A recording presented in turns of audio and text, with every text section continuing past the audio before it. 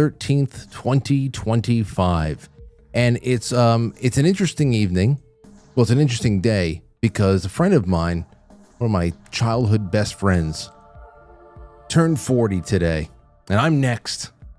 So I texted him and I just said, "Hey, I hope all's well, old man."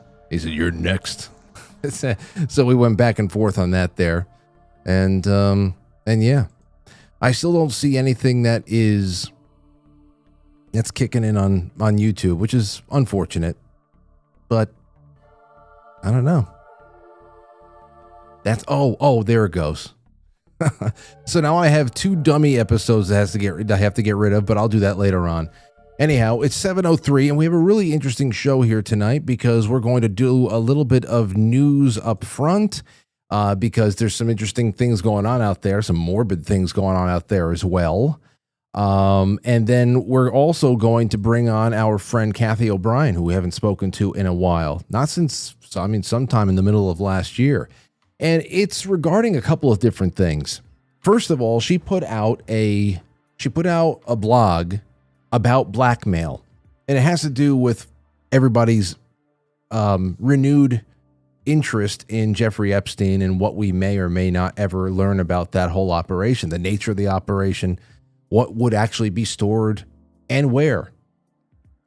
And so I thought that would be a really interesting thing to bring her on for, but also to lead right into a post that a member of the audience sent to me that I thought was also worthy of conversation.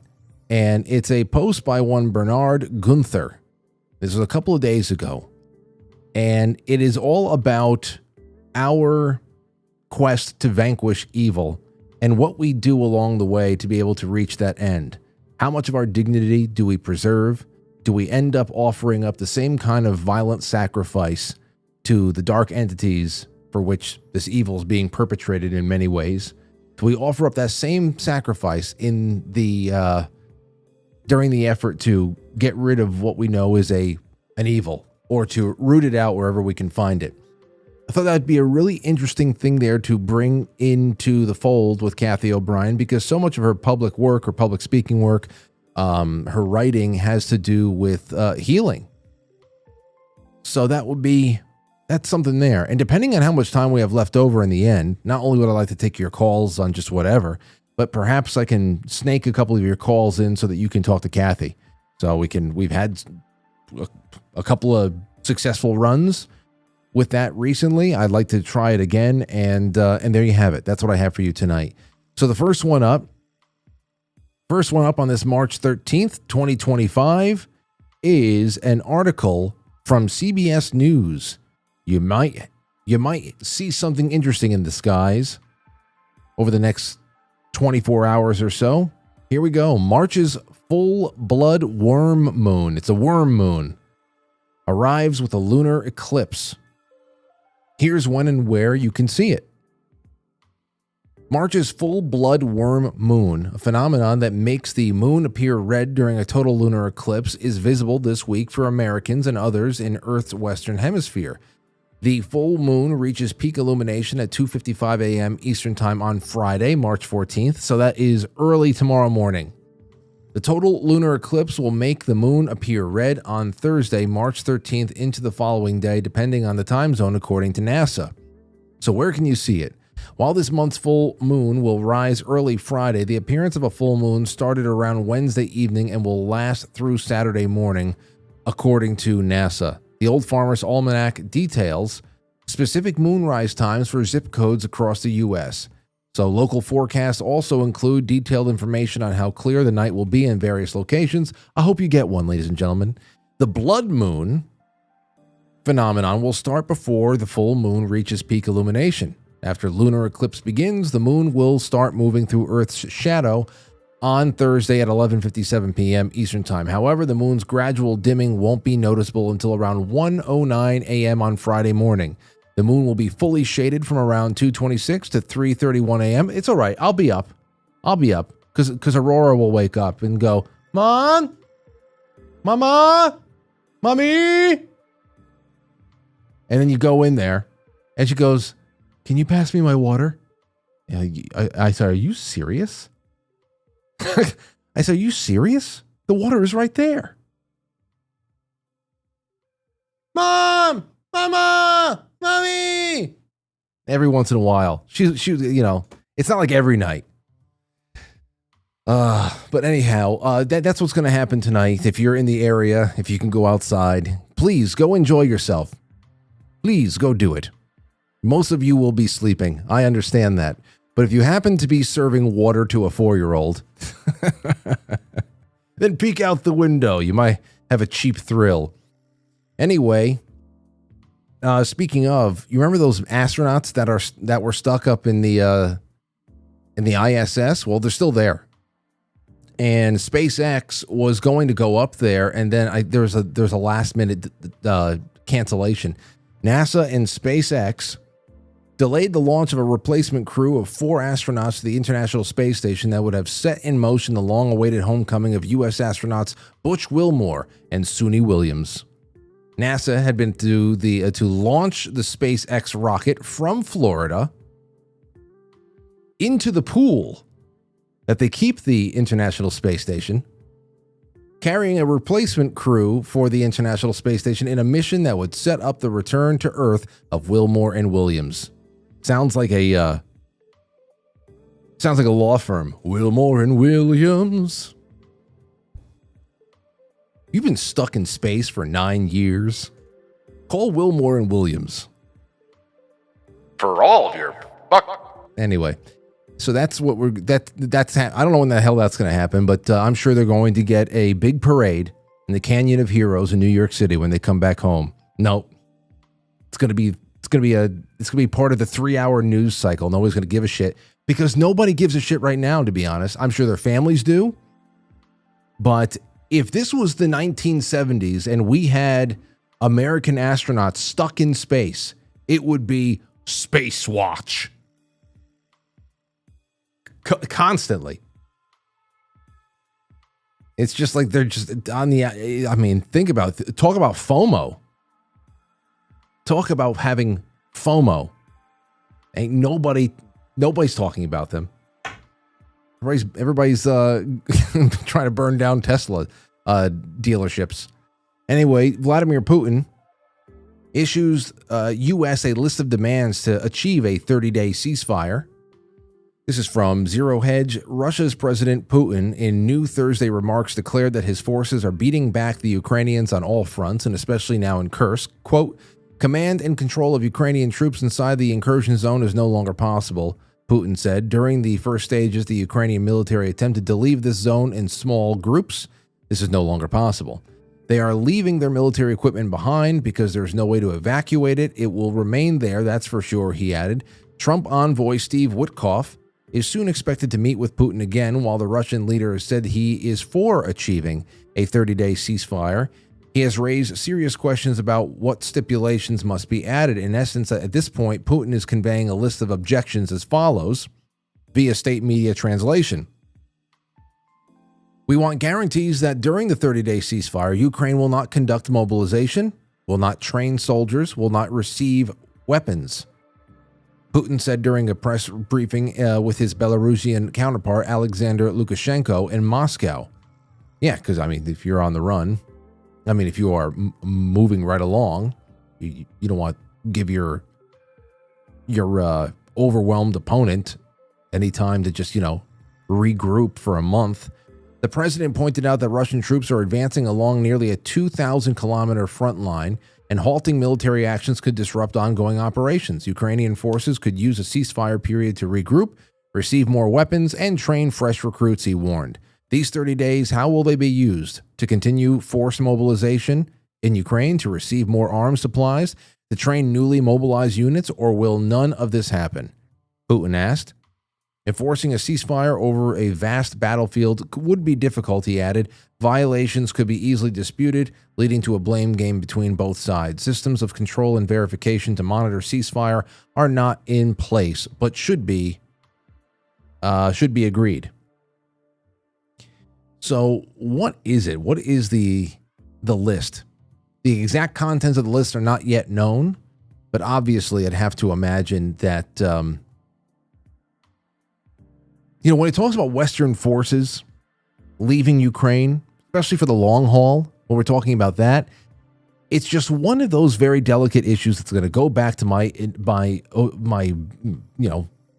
war conflict long question about how this ends and how everybody is satisfied with the way it ends. Obviously, NATO, stop asking about that.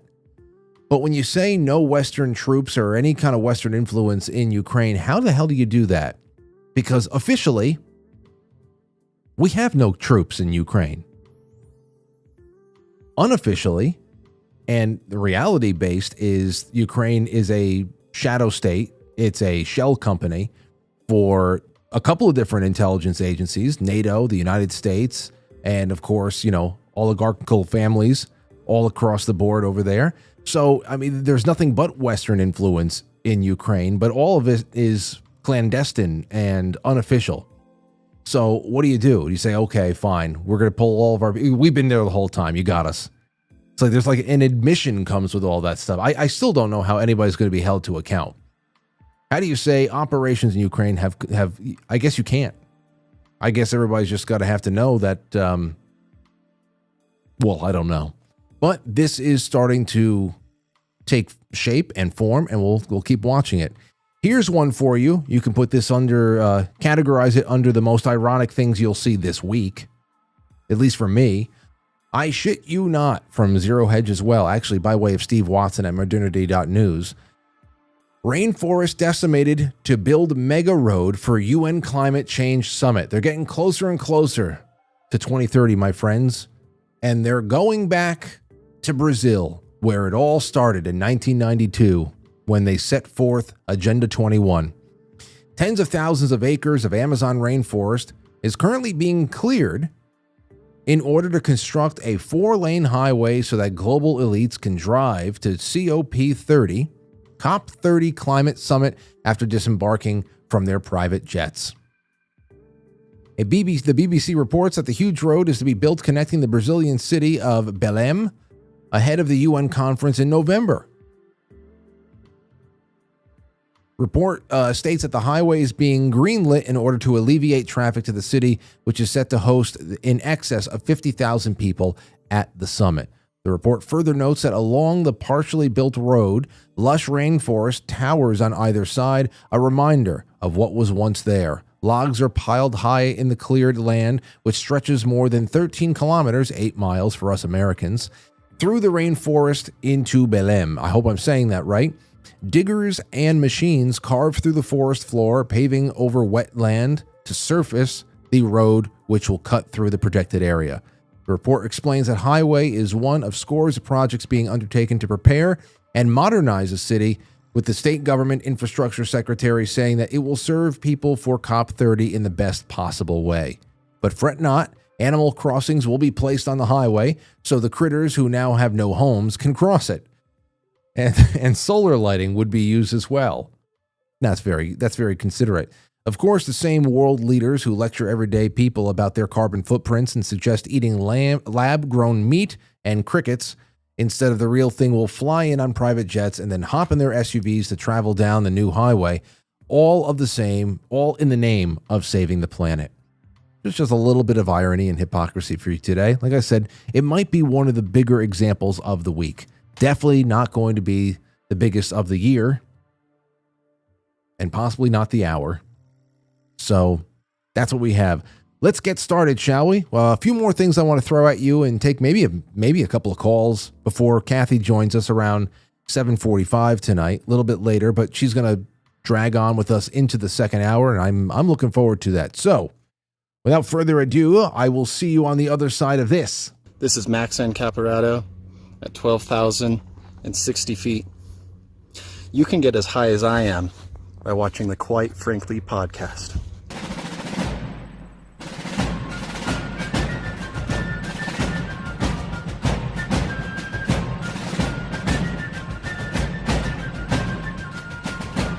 You let one ant stand up to us, then they all might stand up.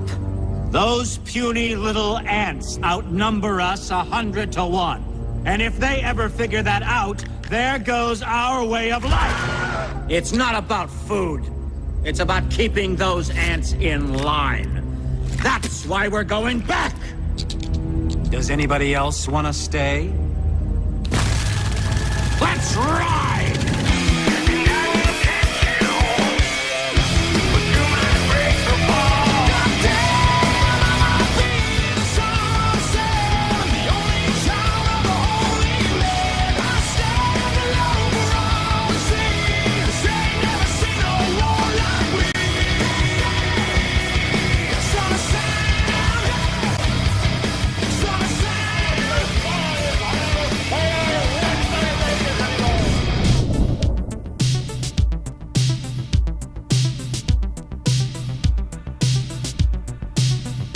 Hey.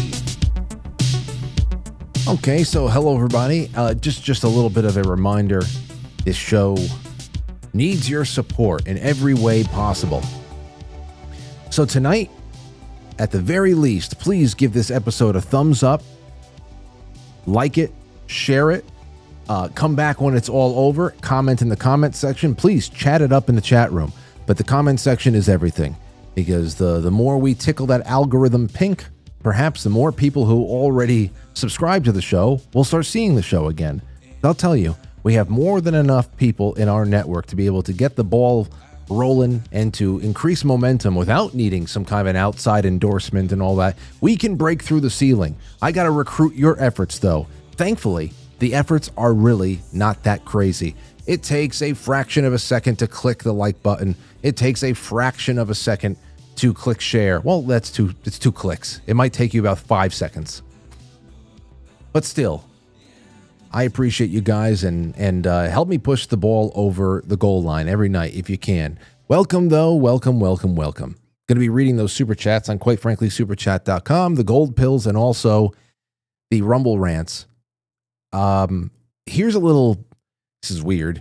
They announced, party affiliation aside, it's always sad when you hear about somebody dying, especially if they died from cancer or something like that, and that's what we have from Arizona, and his name is Raul Grijalva. I don't know this representative to the House, but in either case, a Democrat representative to the House died today. It was announced today, and after the announcement, I guess some more stuff that was already programmed to go out on his Twitter account went out. So his account is still actively tweeting against Donald Trump. You could say, well, he would have wanted it that way. It's still just so ghoulish.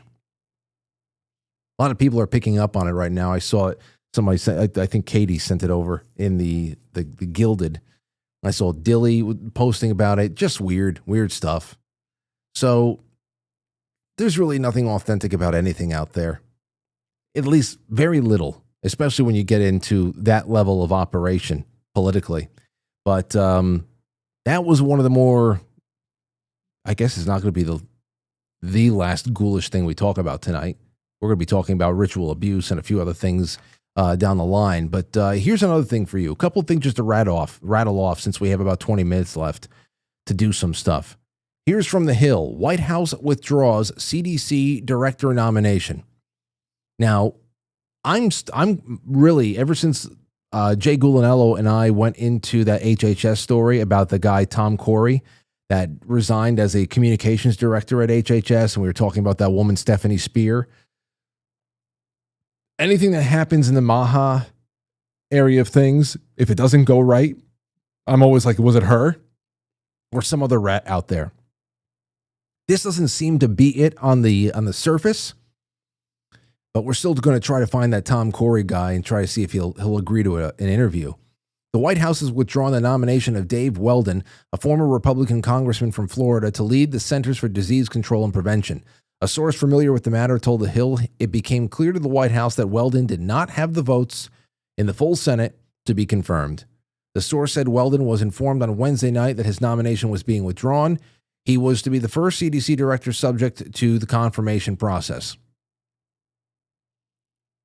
So the White House decision to abandon Weldon's nomination represents a rare setback for the Trump administration, which has been able to wrangle Congress to confirm all of the president's cabinet picks, except for his first choice for Attorney General, Matt Gaetz, who probably, damn, I really wish we got to see that. I really do wish we got to see that. I don't know. I have a feeling that we're going to be, I don't want to feel this way, but I have a feeling that we're going to be giving Pam Bondi a C- score. That might be the highest. I don't know why. And I want to be wrong, and I want to celebrate with you if and when I am. But still. The Senate Health, Education, Labor, and Pensions Committee announced it had canceled Weldon's nomination hearing originally set for 10 a.m. And it's because of comments he made, and we found it. It started getting around today.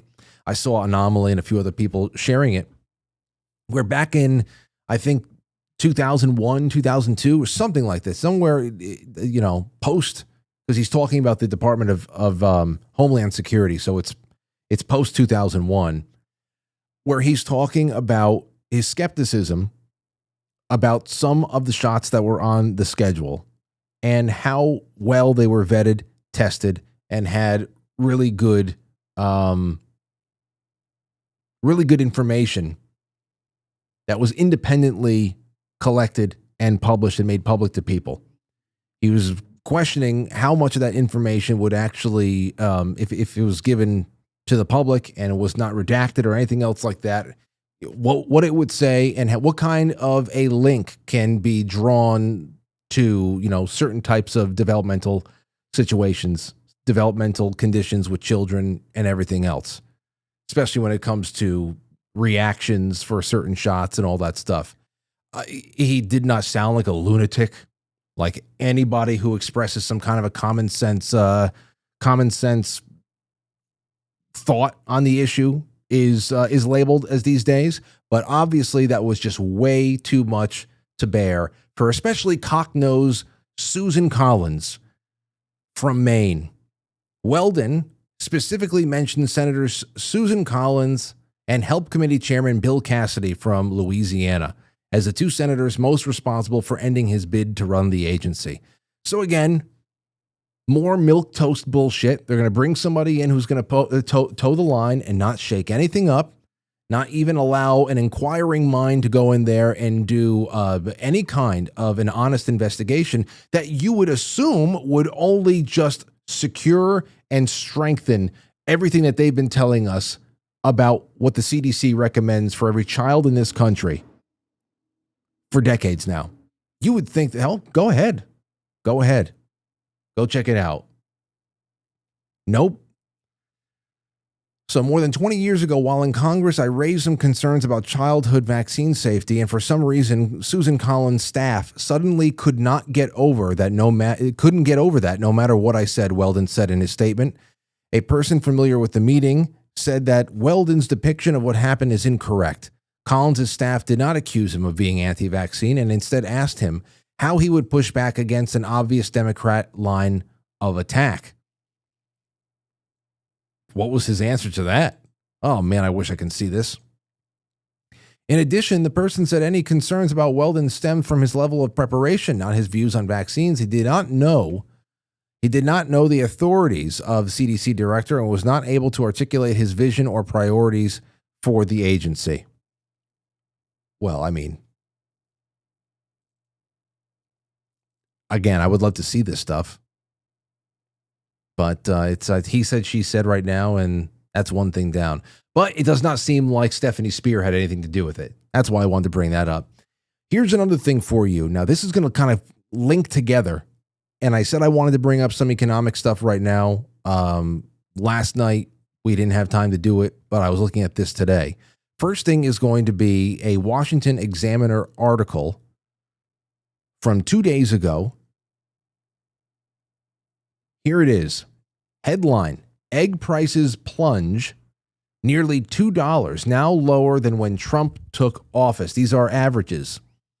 Agricultural Secretary Brooke Rollins told reporters on Tuesday morning that egg prices have dropped by nearly $2 since Trump administration initiated its biosafety strategy for combating H5N1 bird flu, which has decimated the poultry industry in recent months. Late last month, Rollins announced that the Department of Agriculture would spend $1 billion to lower egg prices and curb the spread of the highly pathogenic avian influenza. In addition to possibly importing up to 100 million eggs from foreign markets, Rollins' plan included subsidizing biosecurity measures for poultry farms and continuing research on the efficacy of preventative vaccines for poultry. No. Well, that last thing might just be a pipe dream for Washington Examiner. We read that was dropped. We're more focused on how we can bring the prices of eggs down and the avian bird flu for everyone. A good piece of news that we just got in the last day for a day or two is that the average cost of a dozen eggs has gone down $1.85 since we announced our plan about a week and a half ago. Now, this goes hand in hand with a March 11th, so 2 days ago, which actually piggybacks on this article from the Washington Examiner. We put this up in the Telegram for Quite Frankly. It's right from the boards, 4chan. And the thread title is For the Retards in the Back. And here is just the OP. Trump is trying, and this is for people, because there's a lot of people saying, they're either agreeing with it, they actually see that this is possible, and they're all for it. And then there's a lot of people who say, nah, that's not what's going on. And they either call it cope. People who like Trump don't jive with this. I've talked to a few of them. People who don't like Trump, which seems to be most of the people in 4chan, most of them are probably feds, are saying no for different reasons. So I just wanted to throw it out to you because I know we have some finance and economic whiz kids out in the audience. So tell me, what do you think about this? OP says, Trump is trying to crash the stock market at least 20%, causing a flight into treasuries. This will cause the Fed to slash interest rates so he can refinance the debt to near 0% and cause a deflationary spiral, which will lower the cost of everything. He also intends to use tariffs as an incentive for companies to build in the United States to avoid having to pay them.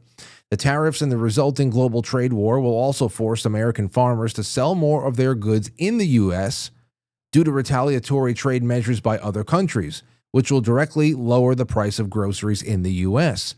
More than 94% of all the stock is owned by just 8% of the U.S. population. Trump is literally taking money from the rich and giving it to the poor.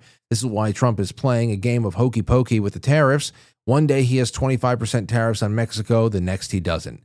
This is to cause extreme volatility in the markets and the desperate need and demand to flee toward treasury bonds, which are much more stable but offer much lower potential return. This is also why eggs are cheaper now than they were under Joe Biden. Now, I'm going to follow this thread along just for a little bit so you can see what people are saying in response to OP and what he's saying back. First things first is crash the markets so mutts can afford eggs and is peak retard capitalism, says one and on. And the OP says short-term pain for long-term gain. You have to have an IQ above 80 to understand the benefits of that because only those with an IQ above 80 are capable of conceptualizing hypotheticals and potential future events and their consequences. Another person says it's deflation, literally impossible as long as the Fed exists. LP says simply, it is literally happening right now. Here's another one for you. Where? Someone says, oh shit, no one wants like electronic vehicles. Have you bought food in the last 2 weeks or something like that? It says eggs are cheaper now that they are under Joe Biden. This is due to the deflationary measures Donald Trump has taken. Namely that he has bullied the farmers and forced them to sell their goods in the United States instead of exporting them. This created an increase in supply while demand remained status, thus prices dropped dramatically and quickly. Read the OP. Here's another one. Let's see here. Government doesn't need to sell bonds to finance itself. OP says it does as long as it is a colony state of Israel. Just moving through them all. It's funny, someone says, it's funny under the previous administration, any mention of short-term pain due to inflation and supply chain BS or any mention that companies were using these as an excuse to price gouge was met with Bidenomics is terrible. He's asleep at the wheel and wants communist price controls. But suddenly, under the new guy, the stock market taking a dump and grocery prices not coming down means this is all part of the interdimensional quantum 16D chess. It's incredible you retards are still giving him the benefit of the doubt. The idea that 94% of stocks are owned by 8% of the population and that somehow those stocks' price don't impact everyday people just shows how utterly retarded you are. The icing on the cake is that the smooth brain argument that a stock market dip means Trump is taking from the rich and giving it to the poor is laughably stupid and confirms you are a desperate shill. How exactly is this magical redistribution of wealth happening? Please, gracious intelligent one, won't you enlighten the rest of us with IQs below 80 how and when we can expect these positive consequences to materialize? There's a few things in there I'd actually like to see the answer to. All we got was a response. Grocery prices are not coming down. He responded to that in the green text. Price of groceries is plummeting at record pace. And that's what we're getting from the government right now. That's the price of eggs dipping. And so that was the answer we got on that. Let me see here. That's only eggs, but milk does seem a bit cheaper. Does seem a bit cheaper as well. Half a gallon is barely over $1. Milk is at the lowest it has been since May of 2024, another graph shows. Groceries are down dramatically across the board. This is due to deflationary measures that Trump has taken. Here's another one. This is from milk. And so, I mean, there's things, if you have, I don't know, like, again, these are averages, which means that some places are going to hold. Other places are going to feel the effects a little bit more. It's going to take a little time for other parts of the country to actually come down enough to actually to see a bigger impact on your grocery bill. But please keep, let me know how things are going for you. And we're going to keep an eye on this. And I know that the thread has gotten around a little bit. We certainly put it out there. We put it out there on Telegram because I wanted to see what the hell you guys thought. So that would be great to take some more of your calls on that sometime soon, or your emails. Here's another thing for you. When it comes to taxes, you talk about inflation being a tax. You talk about prices just going through the roof, and how that's essentially something that is where policy is passed on to the consumer. Well, when it comes to actual direct taxation, there is a little bit more that got around today about what the Trump administration wants with taxes. And the first thing that we have learned in a while, outside of they wanted the income tax to go away altogether, is that according to this guy in CBS News, Trump wants no taxes for anyone making less than $150,000. I think it's just the first $150,000, of course. Take a listen to this and tell me what you think in the comments, and also you can email me or call in if we have any time later on. How about no tax on tips? How about no tax on overtime? How about no Social Security? How about all those things? These are the kind of thoughts that will change America. I know what his goal is. No tax for anybody who makes less than $150,000 a year. That's his goal. And that's what I'm working for. So he's whoever this, I don't know who this guy is. I'm sorry. 150,000. 150,000. Now, you can say, well, it's a start. And some people said, well, hey, well, then who would be incentivized to make more than $150,000? And of course, what's being discussed here is that everyone would be incentivized to earn more than $150,000 because the income tax, I guess that first bracket in this new income tax scheme would be $150,000. Now, what would that be? Would it immediately be 20-something%, or is it going to be somewhere around 6%? I don't know. A couple of comments under here. Someone said the first $150,000 won't be taxed at all, but they will pay a reasonable tax after that, and there is no reasonable tax, but still, you'll have the money to do so. People who can make that much money in this country won't have much of a problem helping out. I don't want to help out.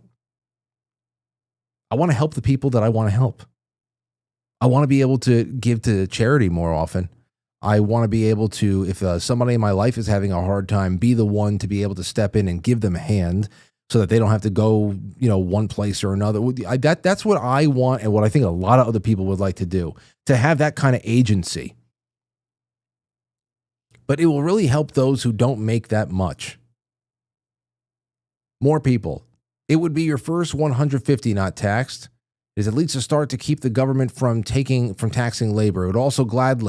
I would gladly pay taxes on what I would make above $150,000. This allows for a nice pathway to middle, upper class workers. No doubt about it, it would probably be better with what we have right now. A lot of people would get relief under that. I wonder if it's per person or per household. That's the other thing. A lot of people would definitely get relief right there, where $150,000 and less to make six figures and still be like barely getting by. It would provide a lot of breathing room. I think that at least as a starting measure, people would be very happy with that. I just don't know if it's just this guy's fantasy, or if it's some kind of information he's working with, some inside information he's working with, and what that first tax bracket would look like. If it's under 10%, give it to me. I can't tell you. But then again, some of you can make way more than I do. My accountant just gave me the bill. And if I did not have a family, I would find a way to sneak onto one of those SpaceX rockets. And when they go to go pick up the two astronauts in the ISS, I would sneak out of the SpaceX rocket into the ISS and just stow away there for the rest of my life. Because this is just, it's so sickening. It's so sickening. I hate this. Who the hell appreciates their slavery? I just think about all of the people who are so pathetic into saying, fair share this, and we live in a society that, and who's going to build the roads? These fucking dumbasses. Well, that's the price you pay to live in a society. No, you don't know what the fuck you're talking about. Shut up. Build your own goddamn roads. Anyway, it's just whatever. So we'll see what comes of that. I thought it nice, something to cast a line out to you guys. But anyway, this is what I wanted to bring up now. We're shifting topics. We're getting away from it all, and we're going into something a little bit more spooky, and also a little bit more enlightening, because we're talking about the defeating of evil at the end of all this stuff, and that's what we have. So over the last year, we have been on a roller coaster ride that has really signaled both the rise of good and evil. A lot of people waking up, a lot of people seeing things they never saw before, and it's also put us on a collision course between good and evil. Now, evil has made it clear that they are once again willing to commit to assassinating people, terrorizing people, censorship. We saw, the stuff with the Tesla dealerships and Tesla owners, and of course, there's another rash now of swatting that's going on with certain people in new media and all that. It's terrible, and all to be able to reestablish control and to smite those that they don't like. Now, on the other hand, the good side of things seems to be holding out hope still. That elections and government audits and disclosure of dark state secrets will be enough to back evil into a cage for a considerable amount of time, and maybe pave the way to a nice, as they call it, golden age of cultural revival and law and order and all that stuff. So tonight we're going to tie a lot of that together, starting with some thoughts from Cathy O'Brien on the blackmail disclosures of Jeffrey Epstein. I want to read a little bit of this to you, and then we're going to bring her on. Let's see here. This was one of her from trans-formation.com. That's her account, her website. And the latest blog was Blackmail video. Okay. He who holds the gold makes the rules, Mark would quip, adding, and the ultimate gold is black. Blackmail videos. So the black of a VHS tape, I'd have to imagine. My whole life, those ruling our world by blackmail termed themselves the New World Order of the Rose. The Order of the Rose was a secret society of self-appointed, self-anointed leaders comprised of Jesuits and CIA. These power mongers did not trust each other either, so they kept compromisingly perverse blackmail videos of each other filmed during secret meetings. As a young child, I was trafficked to various politicians and global leaders who met at what was the Epstein Island of its time, Mackinac Island, Michigan. Most perpetrators I was exposed to were aware that they were being covertly filmed, since it was the ultimate rule of being secret society Order of the Rose member. It was also understood that these blackmail videos were held in vaults at the Vatican through the infiltrated mafia network and by various individuals. One such individual that held blackmail videos in the 1980s was Hollywood actor Michael Dante. I had cause to see Dante's wall of vaults when I was in his Hollywood home in 1986, as detailed in my testimony for Congress, Transformation of America. How does a B-grade actor come into such high position as a keeper of blackmail? Dante was closely associated with Jack Valenti, head of the Motion Picture Association of America and godfather over Hollywood and politics due to his friendship with Ronald Reagan, George Bush, Bill and Hillary Clinton, and the Vatican, and more. Jack Valenti's power grew when the New World Order gained control through the Kennedy assassination. Valenti fed us the media cover-up for Ford's Warren Commission, first coining the term conspiracy theorist for anyone questioning the narrative. I was about to turn 30 and was scheduled to be sacrificed at Bohemian Grove for what I knew about the inner operations of the New World Order, specifically Order of the Rose. Dante's vault was also held snuff videos proving the execution of those like me who knew too much. Now, tonight, we're going to be joined right now by 30-year U.S. government whistleblower on Deep State, New World Order, MK Ultra, mind control, human trafficking. Her 1995 book, Transformation of America, and its follow-up, Access Denied for Reasons of National Security, are staples in many people's red pill library out there, right up with Behold a Pale Horse and Creature from Jekyll Island. It's been a while, but Cathy O'Brien joins us here tonight. Welcome, Cathy. How are you? Great. Thanks for having me on. Well, it's good to see you again. You look sun-kissed. I know that you're hanging out in sunny Florida every once in a while, and we have a lot of mutual friends out there. I hope you're all doing well. Absolutely. Speaking of you so highly, just very recently down in West Palm among our mutual friends, and people are just really taking some powerful action right now, and it's an amazing time to get to be part of it. Yeah, you know, I'm really happy that we're able to talk tonight, because I immediately bookmarked your Blackmail blog, and I was waiting for a reason to bring you on to talk about it so that we can pair it with something else, and you'll see how this all kind of like gels together tonight. But I know that you're a supporter of the president and wish him success, and you have since his first term. But your latest blog that we just read portions of right here is why I'm hesitant to be anything more than curious about what the DOJ or government declassification and disclosure on any issue is really going to bring us, because if it concerns matters that can truly destroy the current world order, as you talk about with these blackmail tapes, then why would it be in storage anywhere that somebody, can FOIA and a rogue attorney general somewhere down the line would be able to bring out to the public? And whatever, I'd expect it to be in a subterranean vault in Vatican City or something like that. So what do you think about this? Because I never thought that we would get anything too groundbreaking for the reasons that you are laying out here in this blog.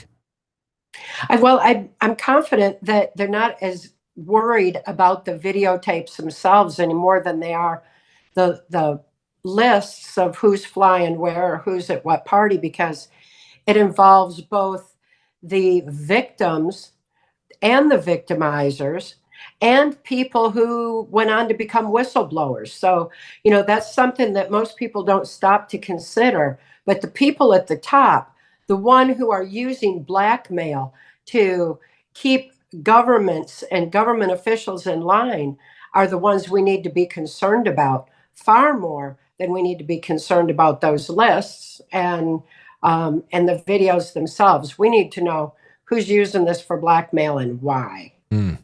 And again, though, as far as where they would be stored, that may just be something that we all have to let go of, that trove being found. It's more so about being able to triangulate names of people who were in certain places at certain times, and just putting together a little bit more of a picture of what that implies.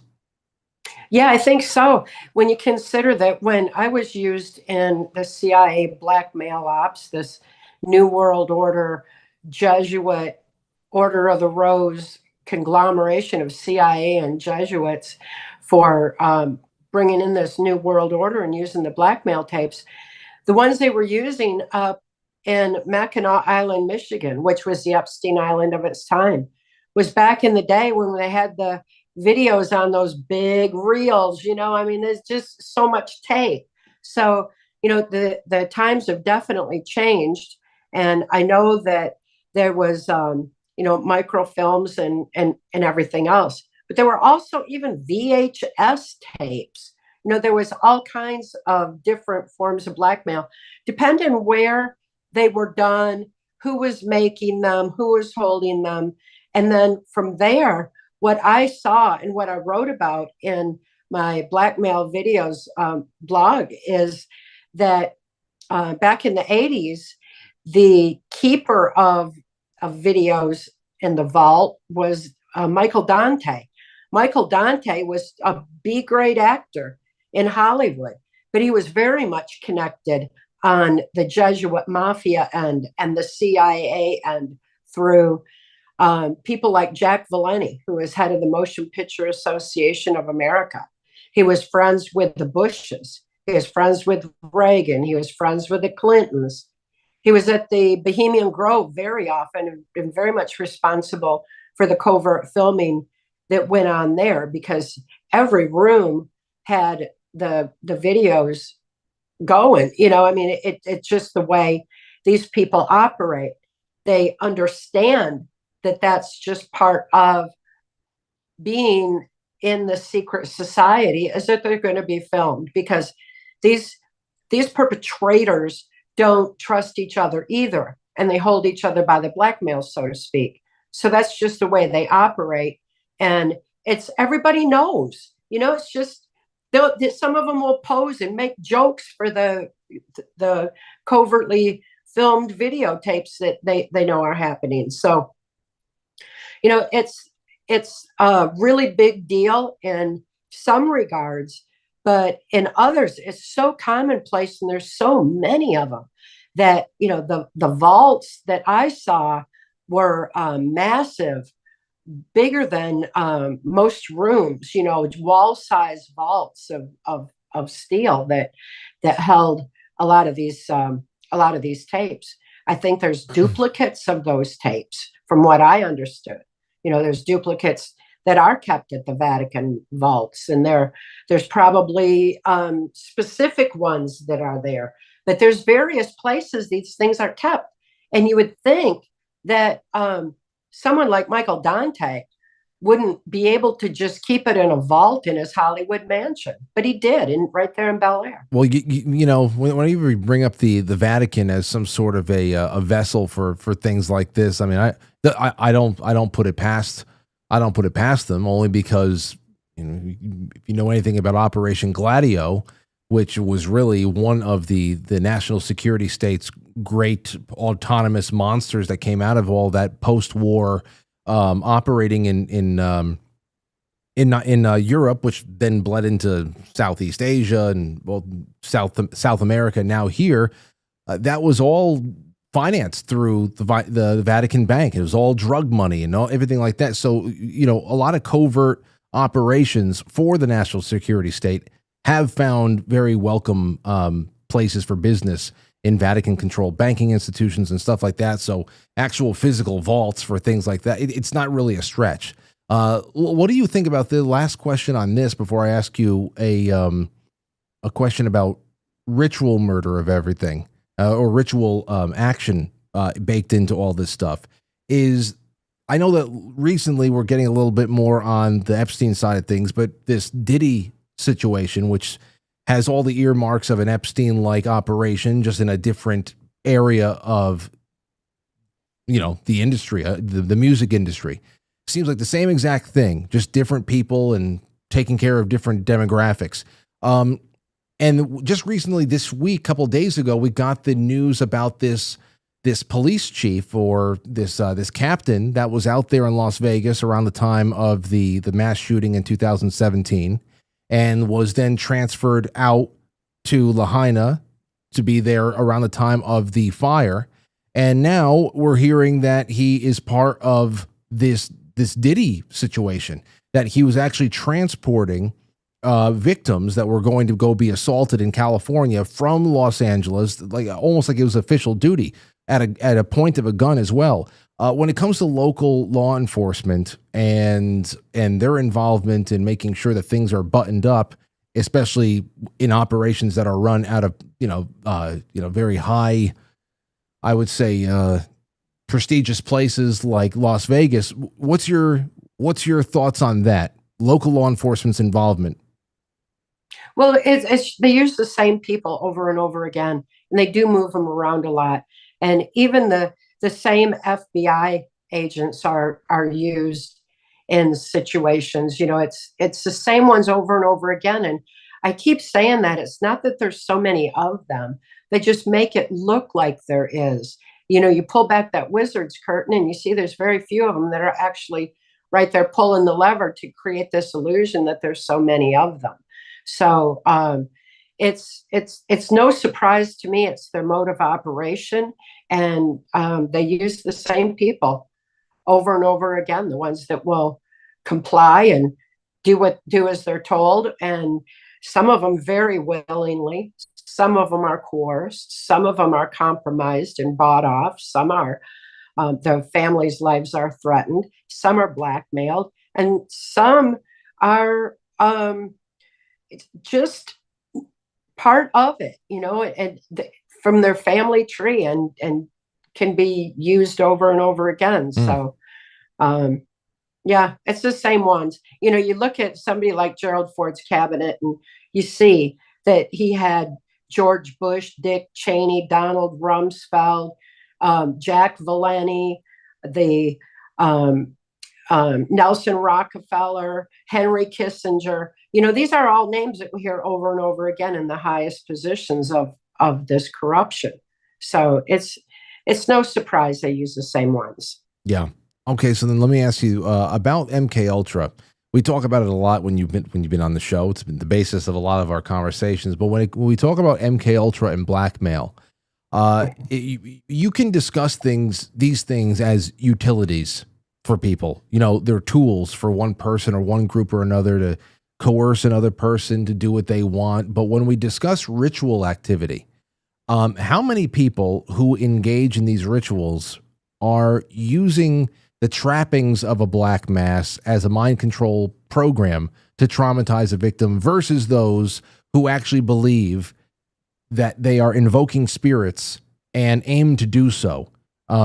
That's something I've always thought about, because when I think about the costumes, the set design, the human sacrifice or animal sacrifice, profanity being used throughout the whole thing, it can overwhelm a person's senses just like anything else. And I can see how even just pretending that you are trying to invoke the spirit of Satan or something like that can hurt somebody's mind and fracture them into 1,000 pieces. But my question is, how much of this is beyond performance for the people involved? How many of them actually believe that they're invoking spirits and aim to do so?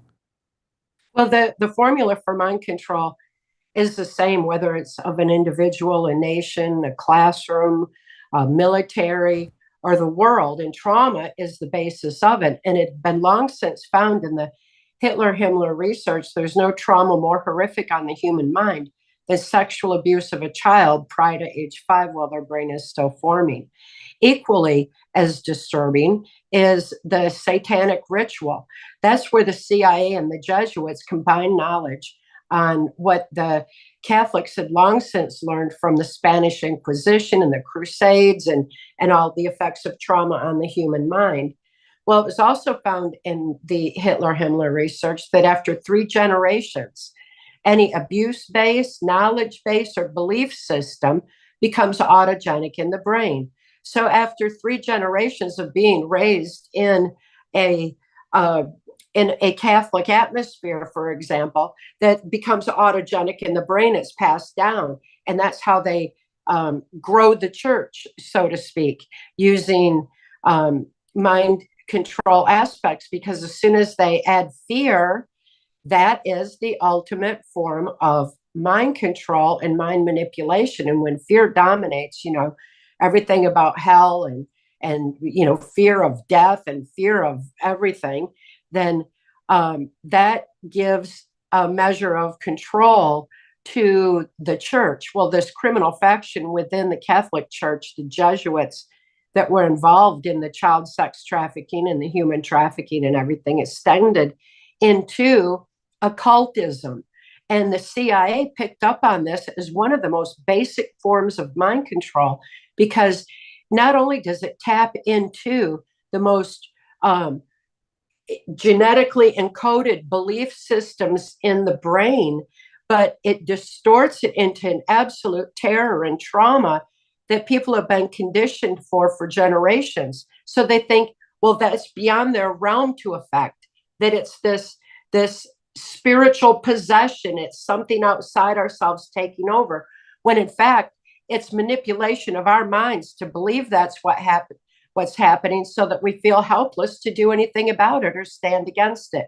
So that formula is fully understood by people who are using a lot of the satanic rituals as a trauma base for MK Ultra mind control. It's so absolute. My primary MK Ultra mind control programmer was Lieutenant Colonel Michael Aquino, the founder of the occult temple of Set, proliferating on our military bases.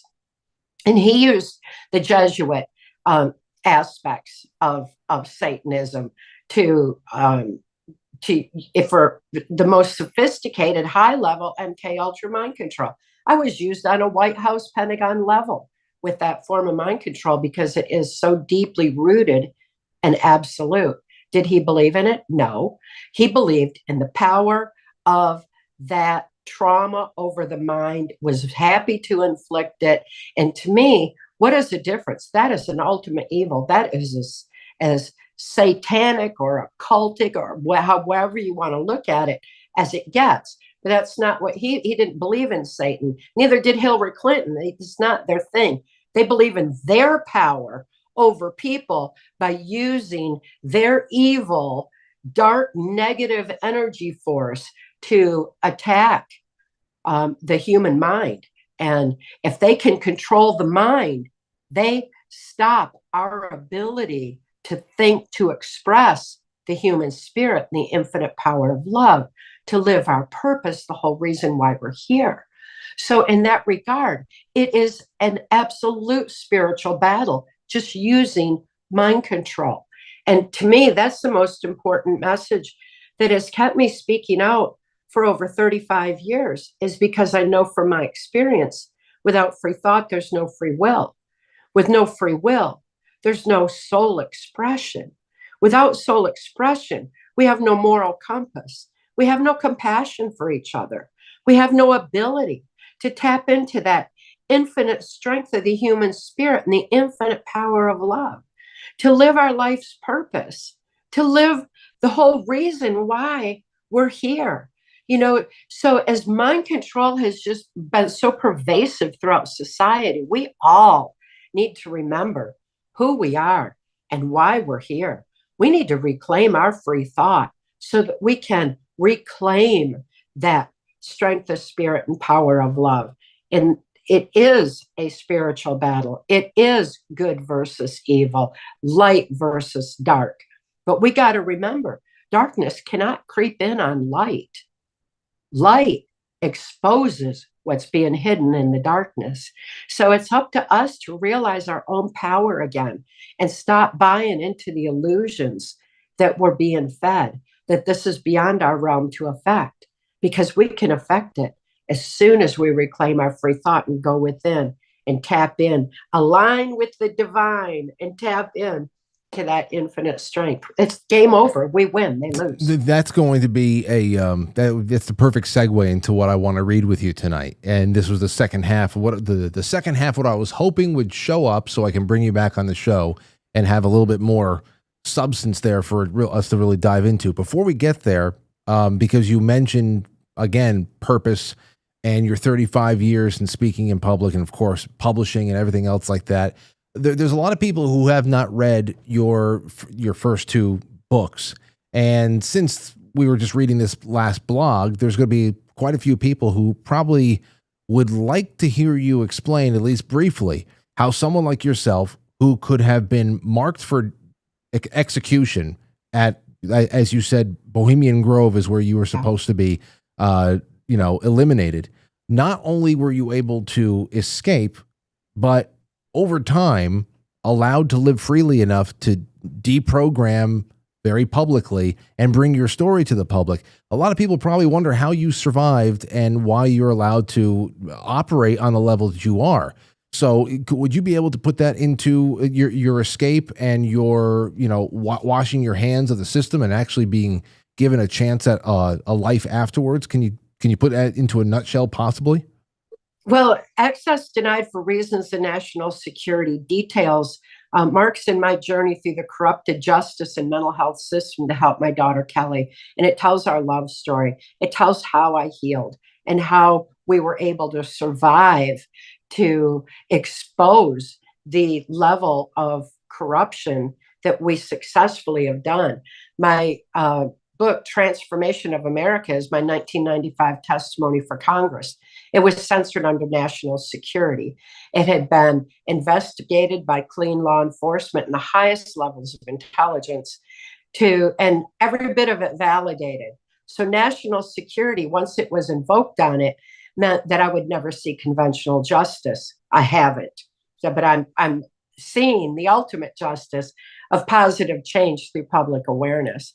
But because that National Security Act was invoked, then my abusers couldn't do anything either, because that stopped them from being able to make a public spectacle of it. So it ended up working, both directions and part of that survival mechanism. But ultimately, I think the most important thing that your listeners need to know is that there's that many good people in government. There's that many good people in intelligence. There's that many good people who care about the preservation of free thought and who care about our constitutional values of freedom and justice for all. So those numbers are vast, and we need to realize that this handful of criminals that took over our system, took over the minds of the masses and took over globally, we're ushering in what Adolf Hitler, George Bush, and Joe Biden termed the New World Order. This has been a long-going plan. They failed, and they failed miserably. So it's good to know that, this is all part of a long effort to unravel this effort to absolutely control humanity, to bring in artificial intelligence to erode our humanity, our whole life's purpose, and then to eliminate anyone who wasn't cooperating. So there was mass genocide, depopulation agenda that's been attached to it, and it's all been exposed. So, somewhere along the way, I've survived anyway. I've been able to heal using the methods Intelligence Insider Mark Phillips taught me. He reminded me, it's within us all to heal. We forgot.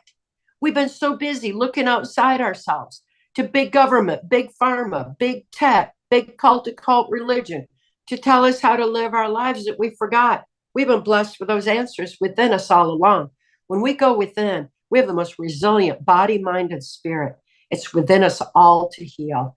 And as we move forward and we face the reality of how pervasive human trafficking is, how pervasive child sex trafficking is, we can dare look at that because we know those children, those survivors, they all can heal. They all can reclaim their freedom. They can all reclaim their right to live their life the way it was intended to be lived.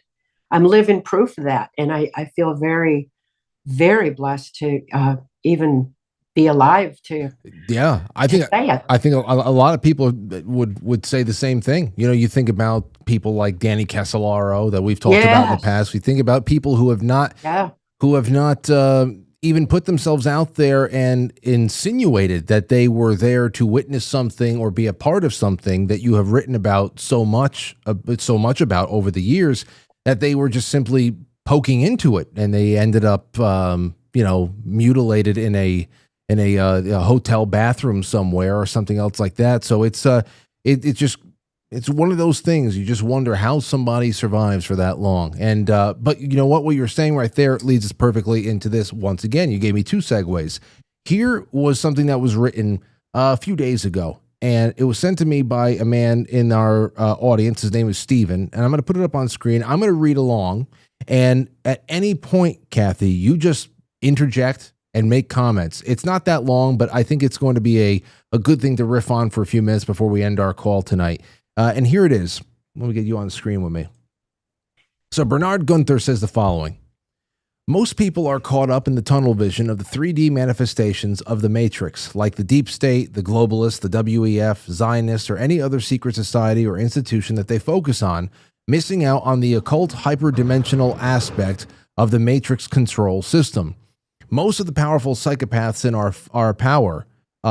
power are nothing more than empty vessels and puppets of powerful anti-divine, azuric, archonic, occult, hostile beings. I guess, what people like Rudolf Steiner had talked about, I guess. Many murders and other violent crimes, including pedophilia and rape, committed by psychopathic individuals, be it individual killers, rapists, or politicians in power, or high power giving orders to kill or engaging in ritualistic abuse, can be attributed to these occult malevolent entities. They possess or work through their human puppets to feed off of the louche, or life force, the suffering, that is very delicious frequency meal for these beings. For humanity is not on the top of the food chain in a frequency consciousness speaking sense. Remember what Hillary Clinton said about Gaddafi, Muammar Gaddafi. We came, we saw, he died, followed by a big laugh. Frequency-wise, it is no different than laughing or being joyful about the death of an evil person. Now, this is where it starts getting a little bit. I could inject right here for a moment, if I may. Go ahead. I totally agree with this, that having been in the swamp with these perpetrators, they're very dark, negative, low vibration energy force, and they feed off of negativity. They feed off of fear, trauma, division, hatred. Those are the things they feed off. That's their vibration. Their greatest fear is the strength of the human spirit and the infinite power of love, because that's the strongest vibration. That's the highest frequency. And it's where we win and where they lose. So I totally agree with this whole vibrational aspect, and I refuse to feed into it too, because when I started speaking out, it wasn't out of hatred for my abusers. It was out of love for my daughter, who needed someone to be speaking for her. And I still speak out of love for humanity. I don't live in fear, because that's their vibration. That's what they want. And they're not going to get that from me. They're not going to get any of that energy. They're not going to get hate. I'm going to be focused on making a positive difference in light of living the love I am. So vibrationally, I'm totally agreeing so far. See, and this is what it really comes down to for me, is this at this point right here in the post is when he starts getting into where we as good people can start being maybe inadvertently roped into making the same kind of energetic sacrifices to these dark entities in the way that we choose to fight back. Now, this is going to cause a little bit of a problem because we're not in a meditation war here. There are people who are being slaughtered, people who are being abused. We're not only on a whole-scale war situation, but we're also talking about the mind control, the other things that are going on. There are very, very sick animals that, in my estimation and in my view, need to be put down just like any other rabid dog. But the whole point here is right here. It's no different. Hillary Clinton says, "We came, we saw, he died," followed by a big laugh. Frequency-wise, that is no different than laughing or being joyful about the death of an evil person. And that's why even when I hear that somebody who has spent a good amount of time in the public eye perpetrating evil, especially on a psychological sense, I don't necessarily, I don't feel joy or anything like that. I don't celebrate. I actually pray for their soul because I feel that if there is this justice in the afterlife that I believe in, then they're going to be in a hell of a lot of trouble. And but at the same time, it's one of those things where I also am just, well, you paid the toll now, and that's it. But the real question is, while these people are on Earth, what do we do? We can't just, there's got to be something done about them. And how do you do it without becoming them? Let's just read a little bit more. The energy of being joyful about someone's death, regardless of whether it is a good or a bad person, feeds the occult forces that manipulate humanity from unseen realms. You lower yourself to their level of enjoying death and suffering. The same goes for when you project hate and anger on those individuals. It leads them just like the Emperor in Star Wars: Return of the Jedi, how he wanted Luke to get him to hate him in order to give into the dark side so that you can become what you fight against. It's a version of a trap of argument with an occult hostile force. So-called satanic rituals, SRA, and MK Ultra trauma-based programming are practiced to bring in and call in these powerful occult forces to gain more power and purposely possess specific individuals. When their human host dies, nothing changes, nor does killing the human host change anything for the better. The occult hostile entity riding them will survive and attach or to possess a new host. What do you think about that so far? That's the best definition of possession, because it's people that do it with their evil aspect. The one part that I think is needs to be factored into the equation is some of them really genuinely are soulless. They're not like us. They do not like us. They're not about the good and evil. They're something completely different. We share this planet with some very dark, negative forces that aren't in alignment with what we would normally know and factor into an equation. So we need to look at that real hard. We've got a lot of things to consider when we factor mind control into the equation too, and what would people choose to do, if they were free to think for themselves. So, I just don't make snap judgments, but I have been around certain individuals that feel absolutely soulless and cold like a rock or something inanimate. I've had my own theories about what situations would allow that to be. Were they born with a soul? Right. Was it what did it? Is it something in the inception process? Was it given away? Was it traded away? I have always. It's come up in a number of different ways from different angles. So I'd love to revisit that with you some other night. Here, let's go back to this one. There's only a little bit left.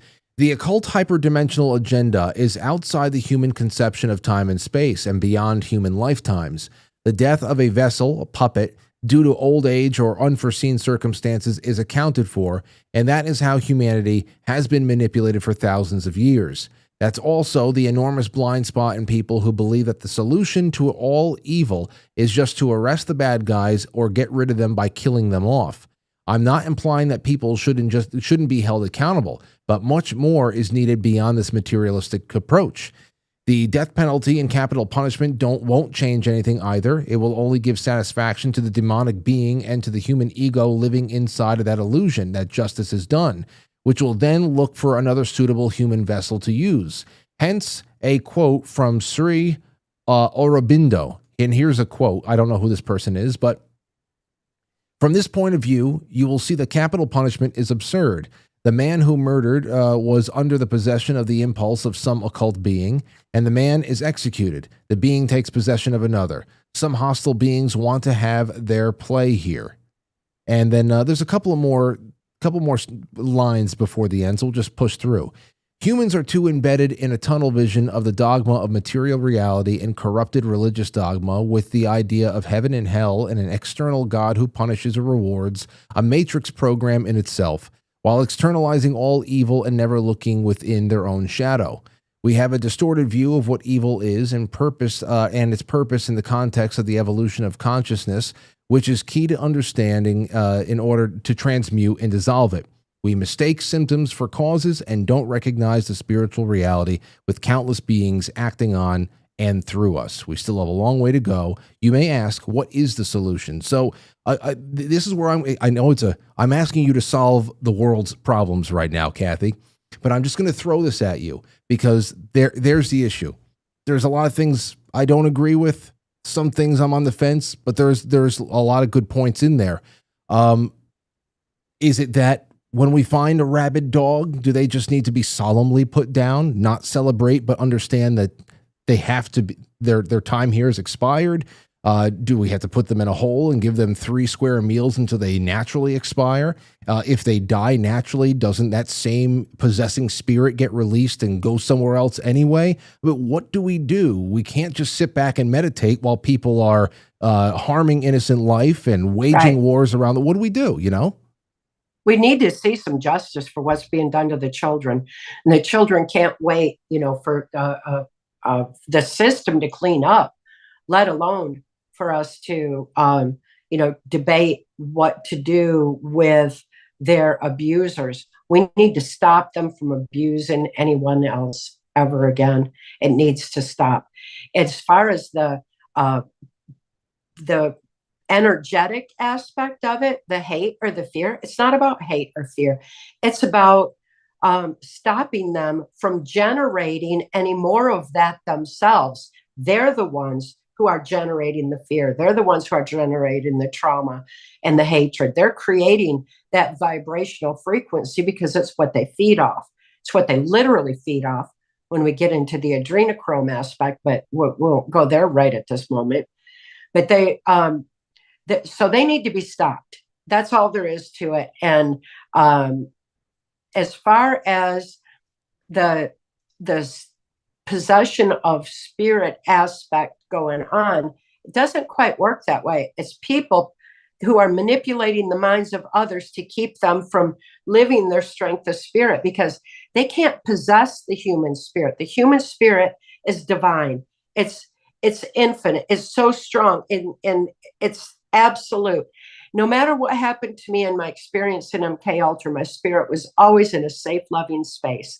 And it's something that I cherish knowing. It's a beautiful thing that I keep aligned with all the time. I align with the divine constantly. I live in a constant state of prayer in that regard because I know the absolute strength of the human spirit. And it's such a beautiful thing that we've all been blessed with.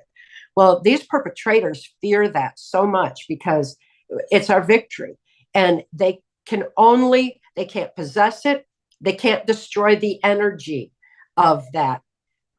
Looking at spirit as an energy source. Energy can neither be created nor destroyed. It is, and it's an absolute. They cannot possess nor destroy our spirit. All they can do is stop our ability to think, to express it, to stop our ability to think, to live the love that we are, to be able to stand for the things that we believe in and make a positive difference, to stop the injustice that's going on and to bring them to justice. That's what they fear. we'll do when we gather that. So it's that they can't possess it. So I guess the question is that killing off idea, just it doesn't just go someplace else. So then some part, at least for some of the people, the gallows are going to have to be necessary. They need to be done away with. I can't see where it should be any kind of like a public execution or anything like that, because to me, that would be causing more trauma and perpetuating hate. And I don't get that either. I don't relish that. I don't like that idea at all. No, it's not. We need to do something to protect the children. When my father passed away, my father had sexually abused and MK Ultra, traumatized and ritually abusing so many children. And when he passed away, I wasn't happy, but I felt a relief that abuse wasn't going to go on anymore. Yeah. And it felt almost, from my point of view, like the whole energy of the planet was a little bit lighter, without that weight of that abuse anymore. So it's a hard moral question, and it's one that's going to take a lot of examination. And in that process, we need to make sure that we're not judging the mind-controlled, who would choose to do something different were they free to. Some people have died, like Ronald Reagan, without knowing their own truth. Ronald Reagan was manipulated throughout his administration with the trauma of the assassination attempt. Bush and Cheney ran his administration, treated him like dirt. I was there, I know. And Reagan never was able to, know his free thought. What would Reagan have chose if he had been free? Would he have allowed for global education to indoctrinate our children? Would he have allowed for the erosion of constitutional values of freedom and justice for all? That's something that, I'm not judging, but I'm betting not. I don't think he would have done that. If he would have done that, they wouldn't have used mind control on him. They wouldn't have had to. He'd have just been one of them. So, that's something we got to consider before we start snap judging everybody. It's like all the MK Ultra victims I saw on the Diddy list. Wow. Come on, people. I know. And when it comes to places, okay. First of all, would you be willing to take one or two calls from the audience if they had questions? Sure. You would? Because I can try this. I mean, I have quite a couple other questions. I'll just throw the hotline open, see if anybody calls in. But let me ask you this. When we think of someone like Epstein or Diddy and anybody that is, really operating in a very public way and has obviously been plugged into a very protective and powerful network, we often say in conversation, well, they've outlived their usefulness or they became too much of a liability. It's one thing to have your privileges within these circles and to not really be on anybody's radar. It's another thing to be making headlines constantly. At some point, you're going to be cut free. The same thing goes for locations, very famous locations as well. Bohemian Grove has been infiltrated quite a few times over the past. I know Alex Jones did it decades ago, but recently there's actually been some very brave individuals on YouTube who have snuck into this place overnight, crossed rivers, gone through brushes at very, night vision, whatever, very strange stuff. And it looks like it's all kind of, I don't know, broken down, not used anymore. Is there just too much heat on Bohemian Grove, or is it still actively being used? What do you think at this point? They operate in secrecy. That's why they have secret societies and secret meetings and National Security Act to cover up their crimes. Everything's in secrecy. So once the spotlight of truth is shined on it, they have to move it somewhere else. There's no doubt in my mind that Epstein Island's happening somewhere else. It's the way it's always been.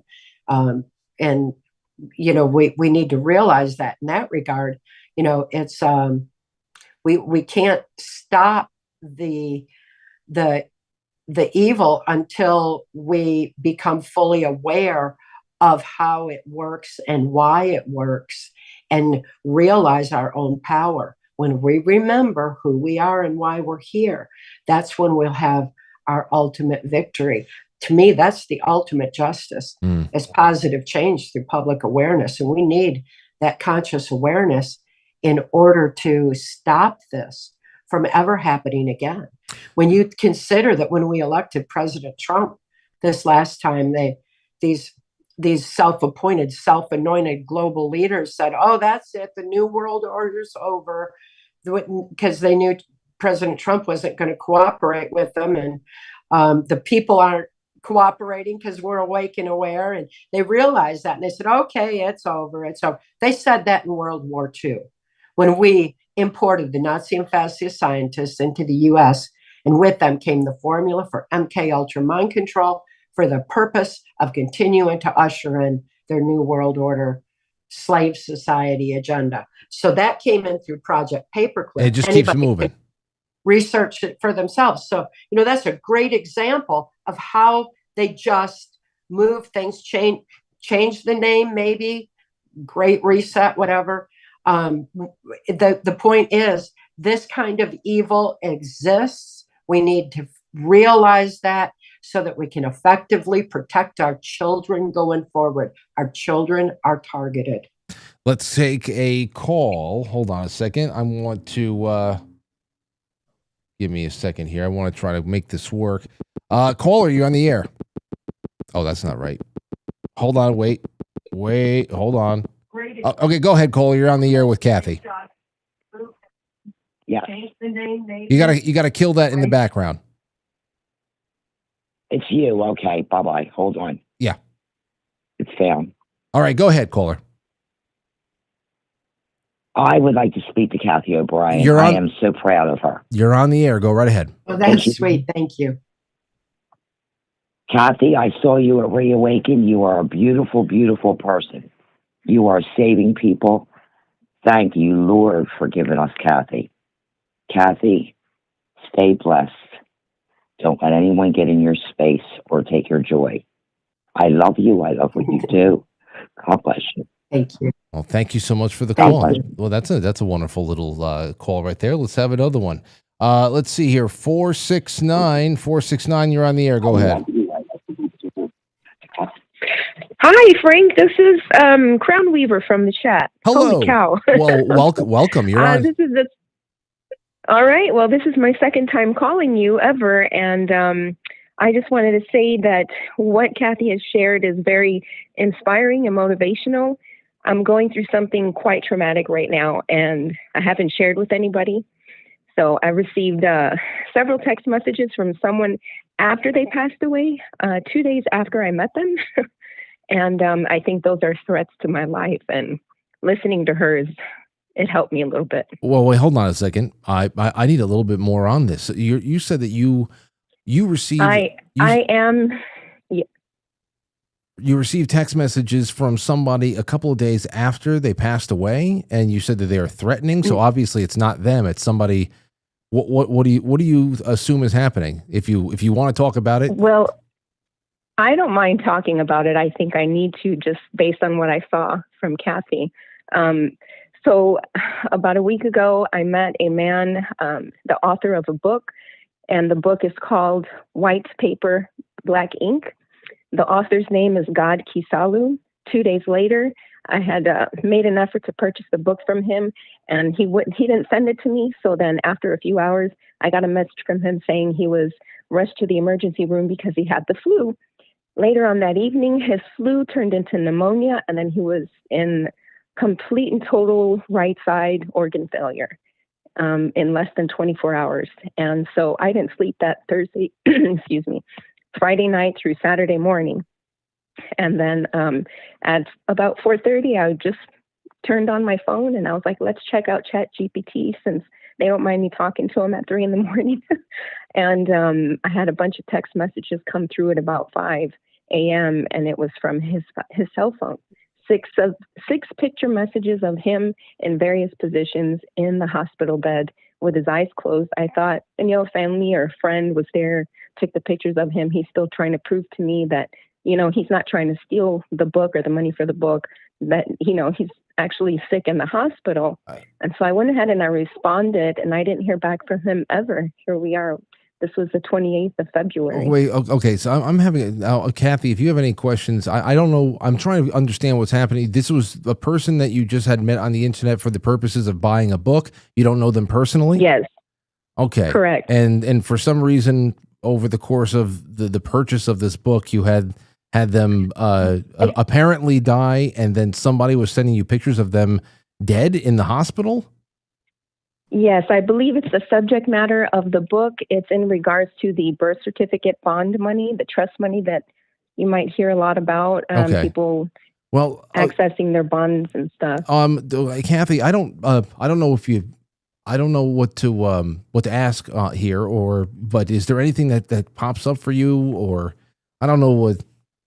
I would take anything like this and write it out and follow what's in PTSD Time to Heal, because there's so much more application for that information. It gives us clarity of thinking. It helps us sort through things. It keeps us safe because things are written. There's a lot of really good tips in there that apply to a situation like that, that I would do, with that. I encourage people when they're enduring grief, to apply the methods in Time to Heal, because it really does help us get through anything that's confusing or, that's pretty traumatically imposed right there. So it's good I don't know. It's strange. Well, I hope that you find some peace with this one. Thank you for the call. I just have to say, I'm just trying to figure out why if you're really just linking up with somebody for purpose of buying something from them, why that would get so personal. That almost sounds like something that would happen if you had a personal relationship with someone and it was a message that you were trying to send to a person who was getting too close. If it was just the buying of a book, that I don't know, that was pretty strange. But hopefully she gets a little bit of peace from what you suggested, Cathy. We could take one or another call if you guys want. I had a few that just popped up there, but then they dropped away. Those are good. Anyway, I'm glad we were able to do this. I guess that the last thing I would ask you, in just to buy another couple of seconds to see if any calls come in, is where are you going to be next? Obviously you have a lot on your plate as far as writing goes, but are you going to be making any more appearances, public speaking coming up? Yes, I have many, and people can check them out on my website at trance-formation.com, because it's coming together so big, so fast. It's really exciting right now. I'm focused on teaching teachers and healing healers, because there's so many survivors who have come forward and began their healing process and jumped right into either speaking out too soon or wanting to get involved to stop the abuse of others. And in that process, if they're not fully healed, they will be exhibiting vulnerabilities that abusers and the mind controllers, puppet masters, CIA, they're looking for that kind of vulnerability to infiltrate and manipulate. And a lot of survivors are being hurt. They're being triggered back in. They're being undermined in their efforts to help others. And it's because they need to get that last bit of healing in to absolutely be solid in their healing, fully heal, align with the divine, tap into that infinite strength. And then we evolve with the knowledge that's our defense against mind control. We know what to look for, and we can no longer be triggered. So that's all on trance-formation.com, all of your public speaking events. Okay, let's take one more call as we make our way through here. Hold on a second. There we go. All right, caller, you are on the air with Cathy O'Brien. Go right ahead. Hello, caller. Caller. You there? No, they jumped away. Let's go to this one instead. Hey, caller, you're on the air. You there? No. Wait. Come on. You can do it. Hey, caller, go ahead. You're on with Cathy. I don't believe it, Cathy. What? I wrote you letters 31 years ago when you were putting your note together to write your book. Donna. You're on the air. You there? And you look marvelous. Why don't you hear me? I got my speaker on. Yes, you do. All right, Frank, don't get me started. I'm from South Philly. I'm trying to get the call started over here. There's just too many. There's too many versions of us. There's too many versions of us speaking right now. Oh, Cathy, I wrote you letters 31 years ago. It's Donna from Charlotte, North Carolina. And then you got Kelly back. I went through all that with you. Well, okay. Well, I'm sorry. You don't hear me, Frank? I can. You're listening to me from a half hour ago. I have to.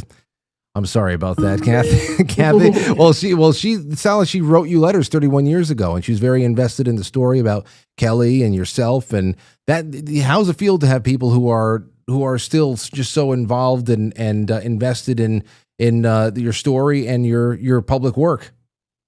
It's not uncommon to hear from people who said, I heard you speak out 30 years ago and didn't believe a word you said. I wish I had, because now they've seen it's all come true, that what I was speaking about was real. And, but it's interesting how many people do remember from so long ago. I've been speaking out a long time. Yeah, no, absolutely. It's on the record for a very long time now.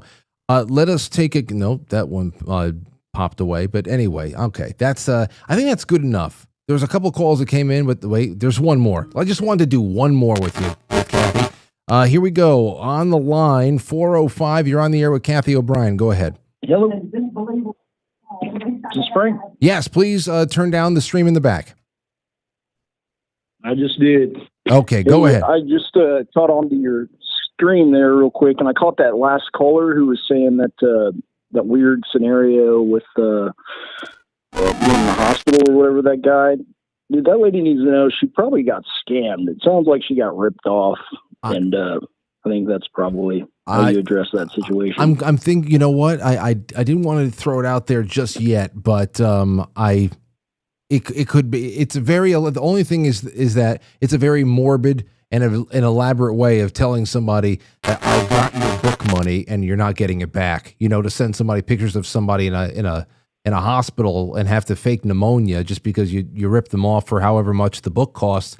I don't know, but it did go through my mind because people will do sick things for even $20 these days. But do you have a question for Cathy O'Brien? For sure.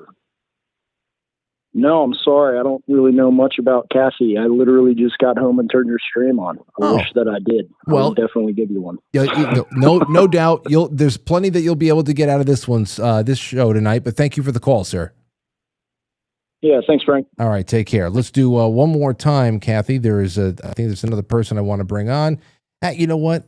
They bopped away too. We did good. Thank you so much for being with me tonight. I hope everybody goes to check out all of your work on trance-formation.com.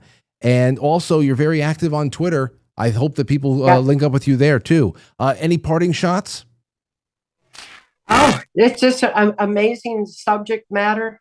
People need to definitely, reclaim their own power and stand strong, because these are amazing times we're living. Evolutionary times, kaleidoscope of change happening. One day it looks like one thing, the next day it's something else. Yeah. We need to stay strong. And that begins with remembering who we are and why we're here. Yeah, well, it's good to have all these conversations. We keep reminding ourselves. And like you said, for anybody who is skeptical that we're on the fence about what you might have been talking about 30 plus years ago, there are things that we are fed, this seems regularly now, that almost, unfortunately, dwarf the stories you have told with really. bizarre things from all over the place, and it's apparent that there are people who are willing to pay much higher tolls and cause so much damage for a little bit of power. So thank you for what you do, and we'll be on again soon, my friend. Thank you. I'm looking forward to it. All right, have a good night. You too. There you go, everybody. Cathy O'Brien, transformation.com. TRANCE. Lauren just got in touch with me and said, OMG, the Skype ringing is coming from your office. I should have turned Skype off in there. I don't know what the hell. So either way, people who are calling the Skype, which is the basis of the hotline, I guess I'm logged in at home too. So it was coming out of Studio B. Probably scared the shit out of Lauren. And it didn't stop too. So just lower the speaker if you didn't figure it out by now, Laura. Sorry about that, honey. Anyway, okay, let's get to the super chats. Stowstube, thank you so much for the tip, my friend. It all is very, very appreciative right now. Jay Britt says, another stellar show on quitefrankly.tv. Thank you. P.S. I hate this show. Oh, I know. Many do. Live Free or Die 1776 in the Rumble rants. Thank you. Oh, it just simply says, at Live Free or Die 1776. Maybe they're on Twitter or something like that. Go check them out. Hey, Would You Blow Me Too says, off topic, but I think you should know. My pronouns are AU because I am effing golden. If you don't understand, ask a scientist. Yes, I know. Periodic table. You're doing well out there, Haywood. Thank you, my friend. All right, over on quitefrankly.tv, let's get to the gold pills, shall we? Hey, listen, the hotline worked well tonight. I have a little bit more rhythm. What do we get, 3 or 4 calls in there?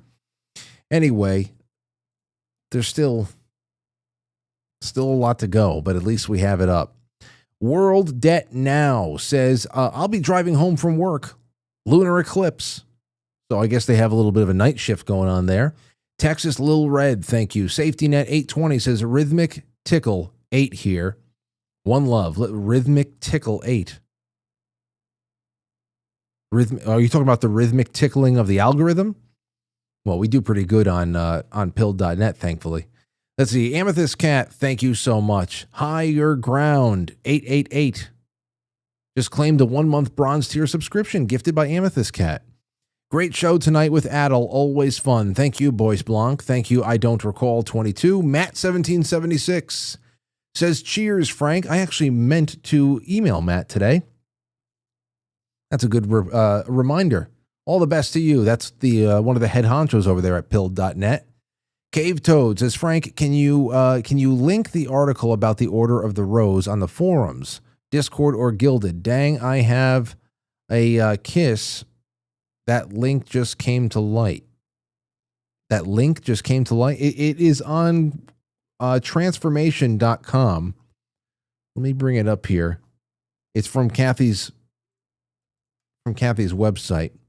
Here you go. It's called Blackmail Videos. I'll put it in the Discord. I'll put it in the there. It's in the Discord right now. I'm putting it in the Gilded right now. I will put it in the Telegram right now. There you go. And I'll also tell you what we're doing after this show ends in a few minutes from the Telegram. It's Wednesday, so it's the Functional Human Podcast. Jay Gulinello and Daryl on it's episode 10 now. Got to check them out. Gavin Newsom interviews Michael Savage. Oh, geez, I'm going to have to watch that one. What is Michael Savage going to do when he finally gets to say things right to Gavin Newsom's face? Holy shit. You know, say what you want about Gavin Newsom. And, you know, he's not my governor, so I've only really had comments. It's California, so you see him from time to time and seems like a scumbag. But he has really been fearless in crossing that proverbial aisle, the last couple of weeks with this podcast of his. It's not an echo chamber, that's for sure. I saw bits and pieces of the Charlie Kirk thing. Now, Michael, I have to watch Michael Savage. I want to see what's going on. What the hell is that about? Jason Burmis, the Mars hype, and other ridiculous NASA misnomers. Flesh Simulator. What was the deal with DC's most infamous restaurant? And Robert Phoenix, Astro Weather, Eclipse Special, and then The Confessionals, Warfare in the Second Heaven. That's going to be a good one tonight. All starting with Jay Gulanello and Daryl's 10th episode of the Functional Human Podcast. That means for 10 weeks now, we have had the pleasure of airing this exclusively, premiering it on Quite Frankly.tv afterwards. I can't wait to do a little bit more of that. And yeah, so get settled in for a nice night of after-hour programming on Quite Frankly.tv. That should be fantastic. All right. Is that all? I'm sorry. The Sentinel said the gentleman complaining Trump's tax scheme is the Secretary of Commerce. Explaining Trump's tax scheme is the Secretary of Commerce, Howard Lutnick. Okay. He survived 9/11 by taking his son to kindergarten and lost 658 employees. He has since lost everything and rebuilt his net worth. I did not know that. You know, it's all when it comes to administrations, new administrations, whether I have whether I voted for them or not, it's almost like watching the Dallas Cowboys. Like, I don't even know the depth chart until like week 5 or 6. And if they're not winning by week 5 or 6, I don't even care about learning about it. So it took a little while. Sorry, Howard Lutnick. Okay. Somebody will give me the 411, a deeper dive, I'm sure. Boys Blanc, thank you. C. Blanche says, pal, dig. Dig sucks, I'm late. Don't worry. It's the internet. You can always restart. Willie Fix It, thank you, Willie. Sean Joe and Pam D over there on quitefrankly.tv. I'll be releasing the scratch off soon, and then we'll go right into after hours programming. How does that sound? All right, ladies and gentlemen. Thank you so much for the wonderful company. Tomorrow is Friday, and we'll have some good times with each other. And yeah, I don't know. I have some topics that we can get into that we've been waiting to do for a while. I also want to get into this a little bit of the J.D. Vance memes because it sparked a really tone-deaf, sad kind of article from The Atlantic, wondering about why J.D. Vance's supporters are trolling him so hard with these memes. I just don't get it. They don't understand locker room. They don't even understand like camaraderie. There is no. They obviously can't meme. They have no sense of humor because they have too far many rules. But they just don't even understand locker room camaraderie. It's almost like the Grinch. I'm using all my best material right now. That's just coming to me, but I'll say it again tomorrow. They really are like the Grinch that stole Christmas. They think that they can steal. Well, they're memeing him. They probably they're making all these J.D. Vance memes. That must mean that we're winning, right? But wait a second. Why does it seem like it's making them stronger? It's like he's standing at the top of the mountain with all the gifts that he stole from the Who's. He's like, why are they still singing? Little freaks. Oh, I love stupid people sometimes. They're just free entertainment. And then it gets old fast. But enjoy after hours. I'll see you guys tomorrow. Thanks again to Cathy O'Brien for all of your time. And yeah, more soon. Good night. I'll catch you on the flip. Everybody else says, fuck!